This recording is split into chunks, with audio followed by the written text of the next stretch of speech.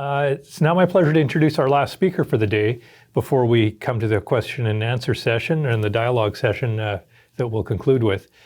And I'm going to introduce Jeff Morgan, who I've mentioned earlier today. Jeff worked for various provincial agencies with the government of British Columbia for about 38 years.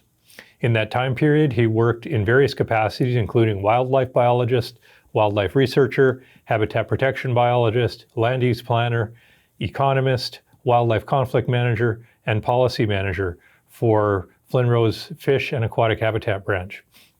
He now works as a consultant and is an active team member in the development of a climate adaptation strategy for salmon, working with us at PSF. So with that, I'll turn it over to Jeff.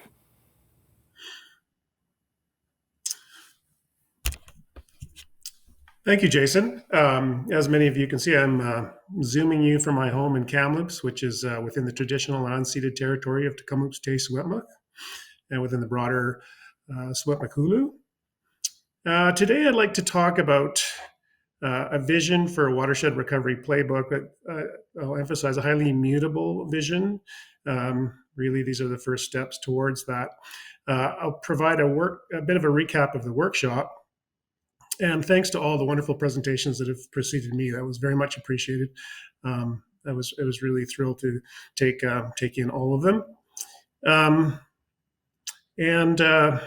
Essentially, I would like to build the case for the creation of a playbook on watershed recovery in post-wildfire environments, and then also issue a call for support from this very broad community as we proceed.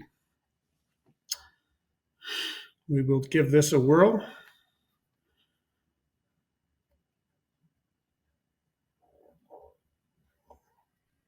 Maybe I'll ask Derek to advance that. Thank you.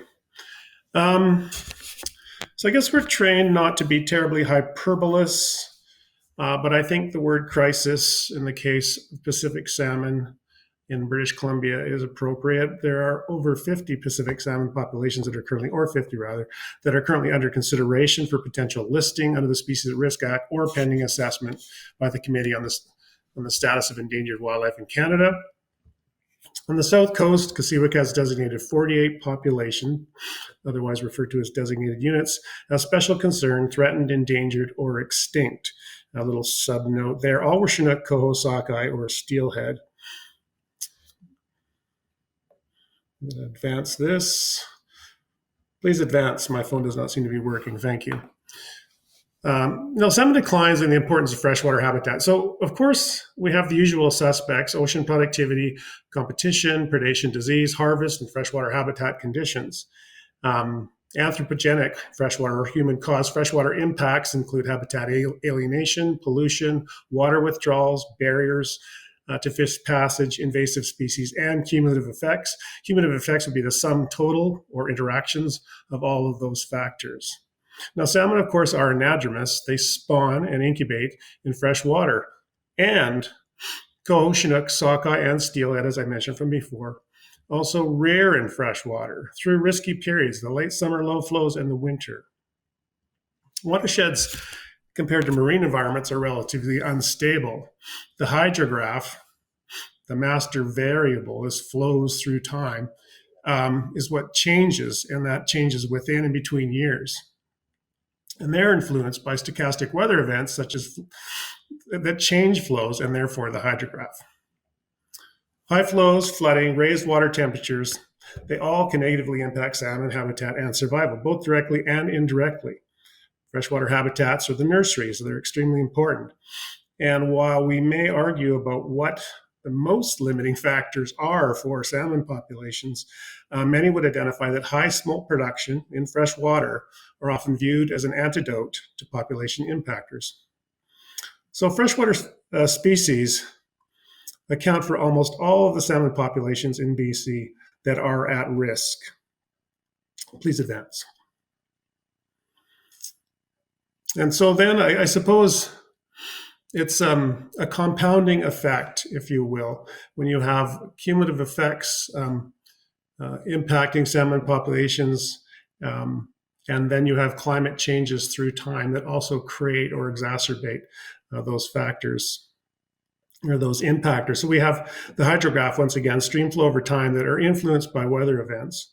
Stream flows, of course, shape stream morphology, sediment transport, habitat quality and quantity, water temperature, and the vulnerability of the rearing fish to predation. And of course, we've heard that climate change will increase the frequency and severity of droughts, atmospheric rivers, high and low flow events, and floods, and thus will significantly alter the hydrograph. Heat domes, heat waves, and raised water temperatures are also expected to ensue with greater frequency and severity. So climate change will alter the timing of flows, which are built into the timing of migration and spawning for many salmon stocks. It's an interesting factor there that one doesn't always think about, but salmon are wired to migrate according to the hydrology of a system, and changes in the hydrograph, these are the things that Dr. Alila spoke of earlier, can be expected to have an interplay with the success and spawning of salmon stocks. Next slide, please. Well, now, of course, we have wildfire, which can be viewed as a further amplification of impactors, if you will, on salmon and salmon habitat. So the frequency and severity of large catastrophic wildfires in salmon watersheds are increasing due to climate change. And of course, we saw 2017, 2018, and 2021 occur, the three worst wildfire years based on areas burned in BC's history. This last year, the watersheds that come to mind that were impacted heavily were the Bonaparte, the Deadman, and the Nicola, the salmon watersheds, I should say. Wildfire compounds climate change impacts by removing cover, and that has stabilization and shading functions. I should add evapotranspiration functions to that list. It exposes sediments, and it alters stream chemistry. So once again, we're compounding climate change impacts to stream temperature and the hydrograph. Next slide, please.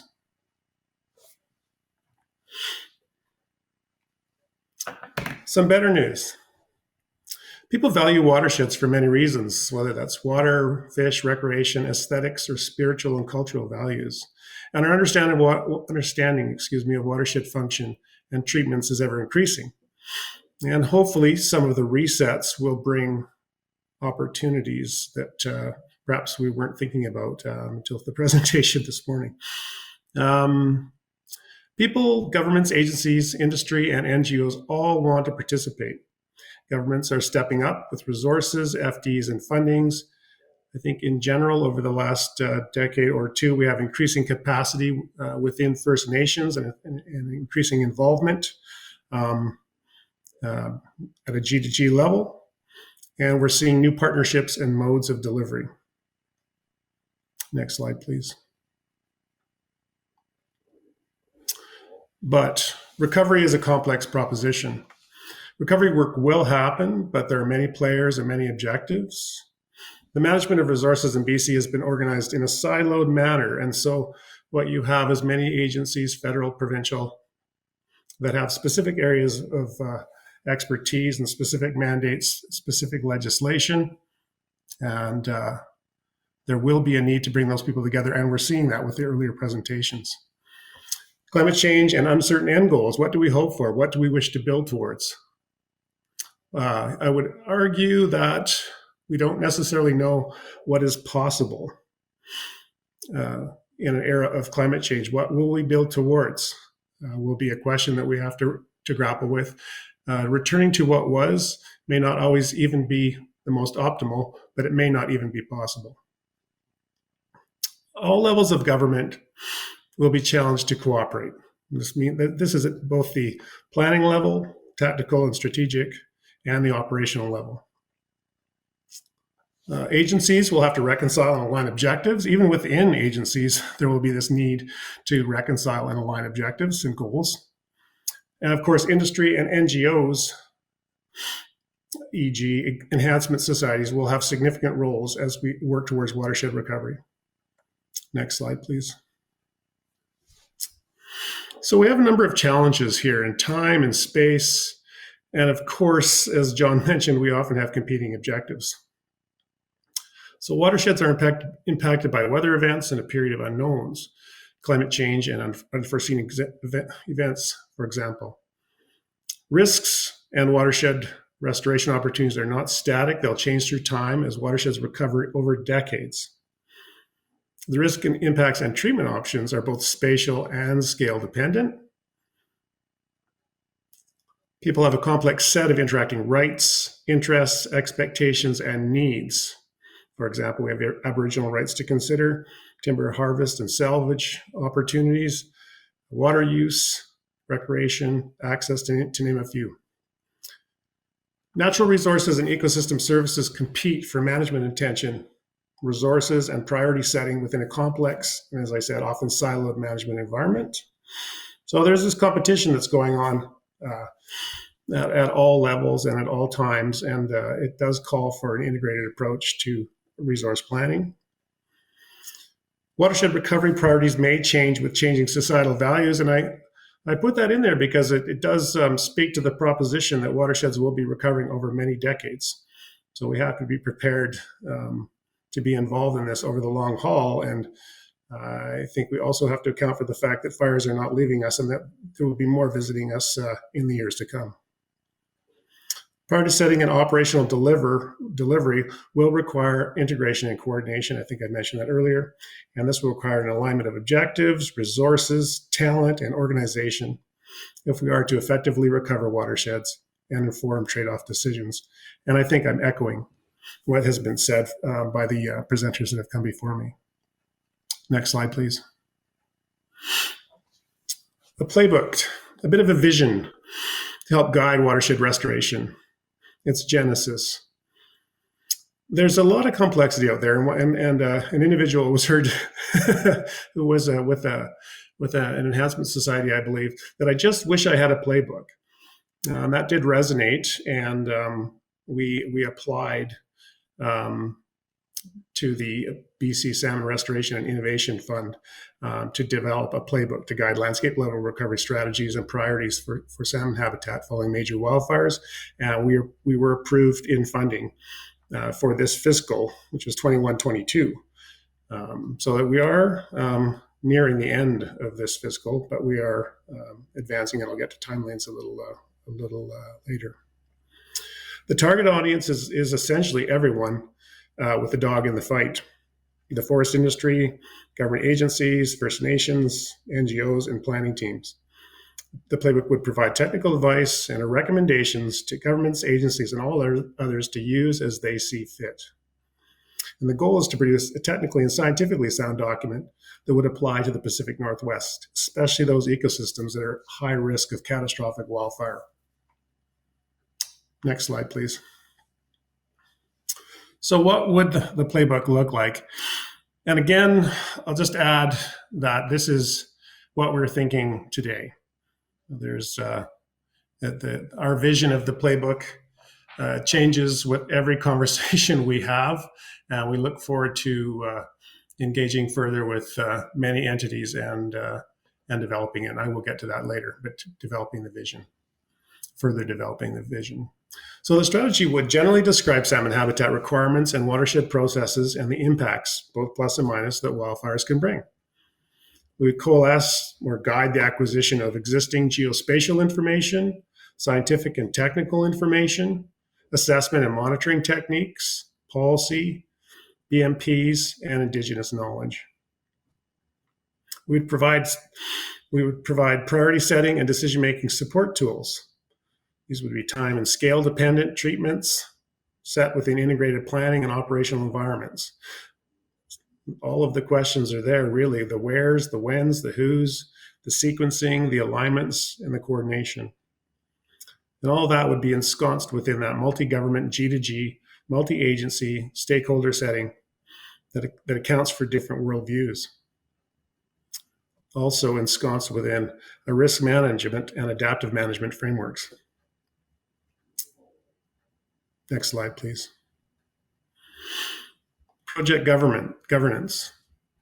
Essentially, we have two layers, or three rather, layers of governance. We have a management advisory committee, which would include representation from Flunrord, Forest Lands, Natural Resource Operations and Rural Development, Fisheries and Oceans Canada, a First Nations organization, and the Pacific Salmon Foundation.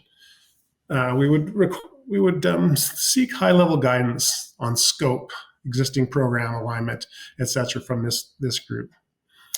The workhorse, the initial workhorse of the project would be the working group. This would include representation from FLNRORD, Fisheries and Oceans, First Nations, and the PSF, perhaps others. This will guide the consultant team in the preparation of the playbook. And we have a contract with Environmental Dynamics Incorporated, and it will be doing much of the preparation of the playbook and associated information such as an information catalog and a communication slide deck. The advisory body, we're hoping to develop an advisory committee of between 30 and 50 individuals with expertise in fish habitat, hydrology, geology, forest operations, integrated land use planning, and G2G planning, information technology, and Indigenous knowledge.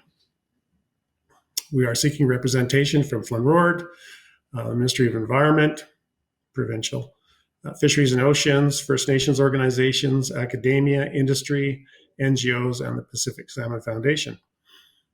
This will provide a review function and will feed up to the working group. Next slide, please. Project timelines.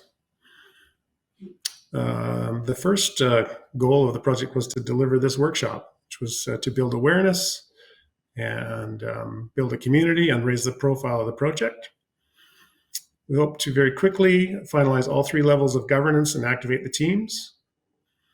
And then we'll proceed with some of the more tangible objectives, which would be to develop a catalog for distribution to the advisory committee. We will develop the playbook through the last quarter of this fiscal year. We will complete input and the review process by the end of the first quarter of 22-23. And then finally, we would finalize the playbook by the end of 22, or by the end of the first quarter of the 22-23 fiscal year. And you'll see there I have a first edition in bold, because really this playbook is something that will require regular updates as new information comes online and as we're able to take advantage of it. Next slide, please. So this would end with a call for participation. A membership on the advisory body has not been established yet. As stated, we'd like to involve representatives from First Nations, DFO, FLNRORD, the Ministry of Agriculture. That should have been the Ministry of Agriculture, Food and Fisheries, the Ministry of Environment, NGOs, industry, and the PSF. Please consider becoming involved in the Playbook project. A diversity of perspectives, experience, and expertise is required. My contact information is there, and you will be able to access that through several sources. Next slide, please. Thank you. It's been a long day, and I appreciate people hanging in there. I think it's been a great series of presentations, and I look forward to speaking with those interested in participating further. Thank you.